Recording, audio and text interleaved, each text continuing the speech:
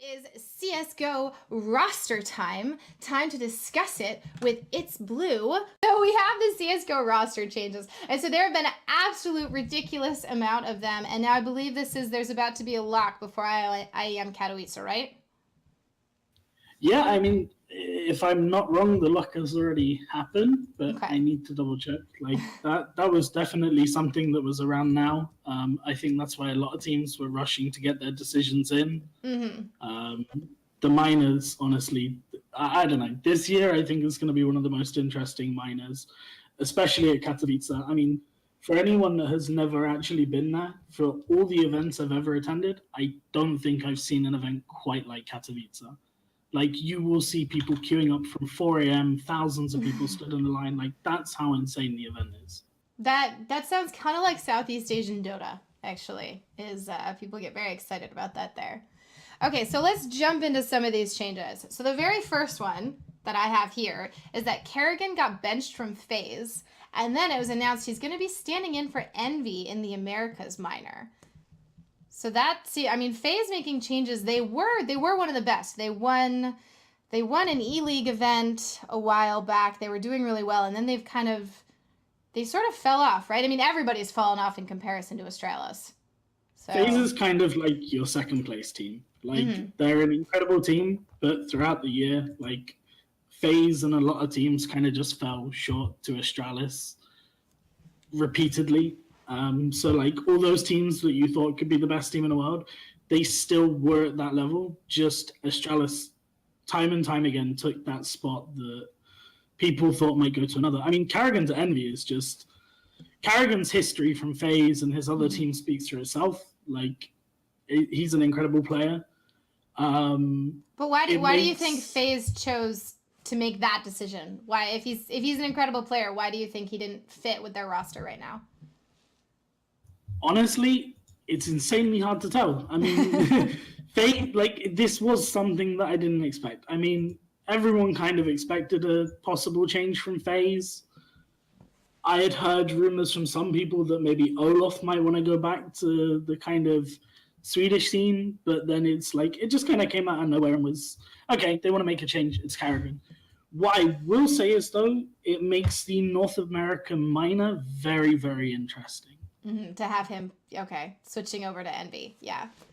Okay, so the other, I believe the huge news that I saw everybody just exploding over and talking about was Taco and Zeus going back to MIBR and then Stewie going over to Liquid. So that returns them to a full Brazilian roster now, right? No. No, because that he's coach, if I remember correct. Like, maybe it's... If I'm not wrong, they're 4 Brazilians. Yeah, they still have Tarek, right? Oh, okay. Like, Zeus's coach. I don't know. This is what confused me, because I thought they would go back to a full 5 Brazilian roster before. And unless I'm wrong about the lock, which I thought was yesterday, they can't change now. So I don't know. Like, having the 4 Brazilians there and then you have Tarek, this is going to be an interesting dynamic, because you don't know whether they're going to try and speak more Brazilian or if they're going to be able to kind of keep to the English side of things. And when I spoke to a lot of players back at ESL1, I asked them about international teams versus national teams. And so Fnatic had Scream standing in there. And then I spoke to Olaf from FaZe about that. And there was a lot of discussion of international teams can be great because you can have a lot of high skill brought together. But the calls in CSGO are so fast that a lot of players truly believe that national teams who all speak the same language and have the same kind of culture and way of communicating and everything have an inherent advantage just because they're a little bit faster because of that. I mean, I'd agree with that, because when we had, for example, when I was working in Kingland and we had the roster with Fox and Muteris joining the Polish roster, although Fox was a really good player, like, there were times, from what I understand, that you naturally go to your own language rather than English, even when you're in a mixed team. And I think that's an issue that any international team has, is yeah, you communicate far better in your own language, and trying to mix them can be very difficult for some. Someone in the chat did say that Tarek will be out before the major for another Brazilian, but I could have sworn the lock was yesterday. So I don't know. Maybe they've done it privately and it's just not announced. We'll have to wait and see on that one. Yeah, everything that I have up on the screen for you guys right now are things that were confirmed by official sources. I took out anything that was a rumor just to, I understand how rumors work in esports. I just wanted to kind of let that sit. So let's see. We have a bunch of other changes. So Complexity have benched Android and Yay, and then they added Nothing and Ricky. Cloud9 is Zelsis. I'm really sorry if I butcher any of these pronunciations. Gambit benched Damasic and add Bondic. And then Yam joins Space Soldiers. And so I think that's a summary. So are there any other changes that are really, really noticeable? Or is it just the Stewie, Taco, Zeus, Kerrigan that are kind of the big ones? Actually, no. I'm really interested in Xantares and... Okay, so I'll start with Complexity, actually. The Ricky and Nothing, they placed 5th to 8th last major. They were kind of the dark horse. They caused a lot of upsets. Jason Lake has done really well building Complexity. And you're now going into another major with this last-minute roster change with a team that made the top kind of 8 last time. There's a lot of pressure on this roster. Like, this is my concern, is the pressure that's going to be there. Going from that, I would say Xantares to Big. That was quite a surprise for me because he seemed to be the kind of spearhead of Space Soldiers. He was the face of the Turkish scene. A lot of people wanted him to go to an international roster, but it was kind of like, would it happen? Would it not? I think if they can integrate Xantares really well, Big could actually be a very scary roster. That's probably the one I'm most excited about.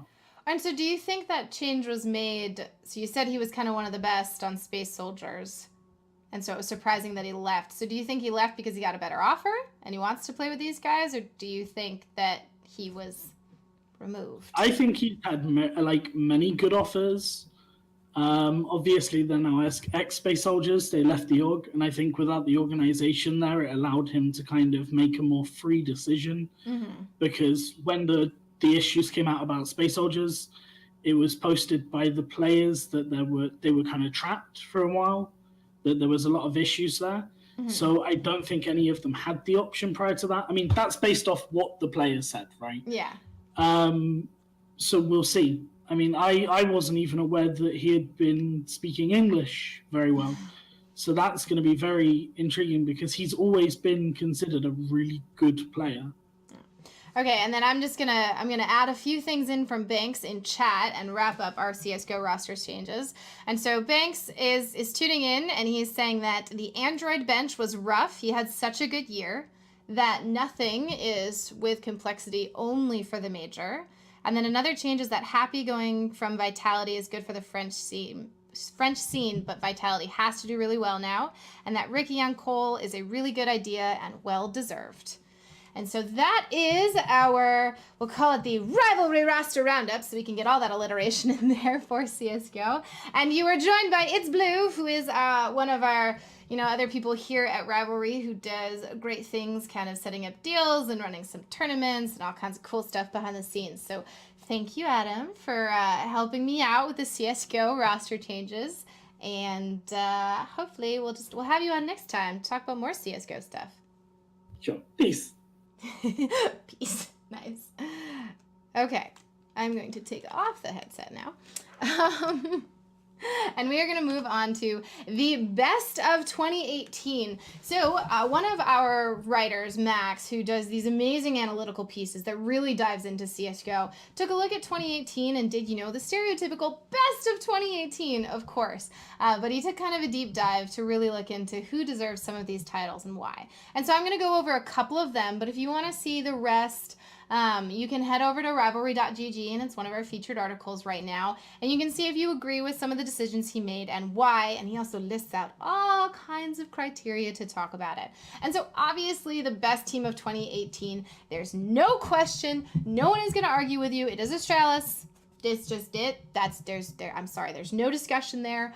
Obviously, we talked about it last time. They got first place in 10 tournaments that were over $100,000 prize pools. They won the Grand Slam title. They absolutely dominated this year. And then the second place team he chose was Liquid. Now, as for the best player of 2018, does anyone ever choose Not Simple?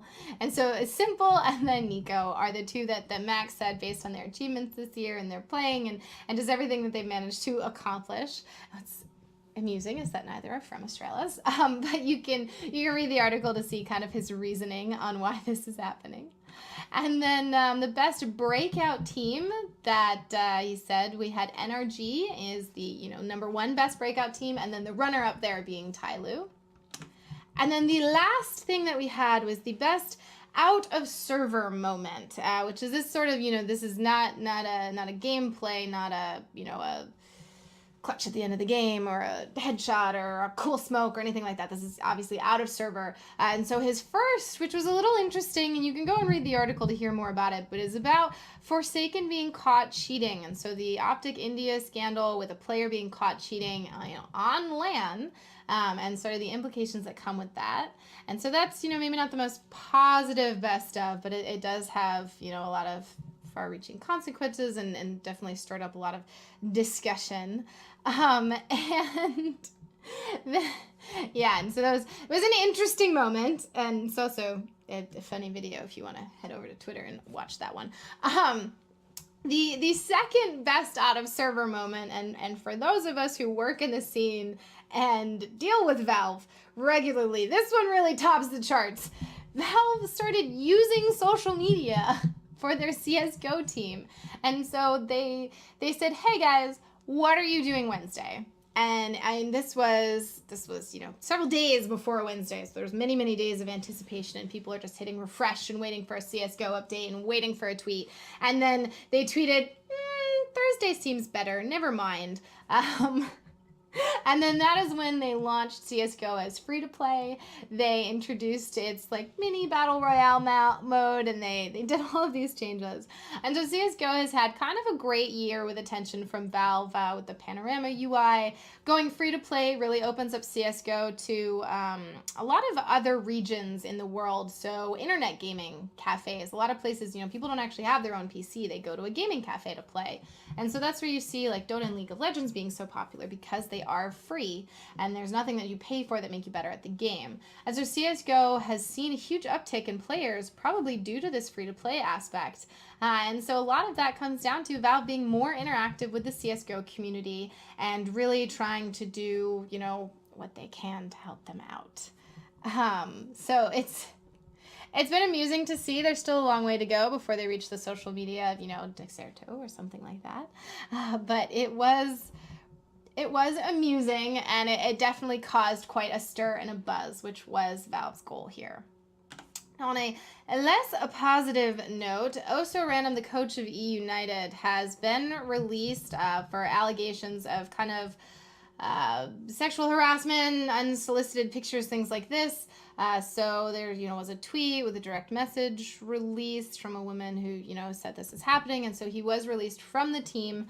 And I don't believe really anything else is being done. I just kind of wanted to put this out there and let you know that this was going on if you were confused about what happened to E-United's coach, what's going on with that. But we can end the CSGO retrospective with what are you doing on Wednesday as the fun one. But yes, that was what was happening with E-United and with Oso Random. So you can, check out the full story online and see what was happening with that. It's an unfortunate, thing that's currently going on at CSGO. And so if we take a look at some of the upcoming tournaments that you guys can tune into, the CSGO Minors starting up. So those are running January 16th to 26th. And then for Dota 2, you can watch the minor from the 9th to the 13th. And then I don't have it up here, but of course the major will be following that. And so that will be interesting to see. So thank you for watching. this episode of Rivalry Weekly. And so if we take a look at some of the upcoming tournaments that you guys can tune into, the CSGO Minors starting up. So those are running January 16th to 26th. And then for Dota 2, you can watch the minor from the 9th to the 13th. And then I don't have it up here, but of course the major will be following that. And so that will be interesting to see. So thank you for watching this episode of Rivalry Weekly.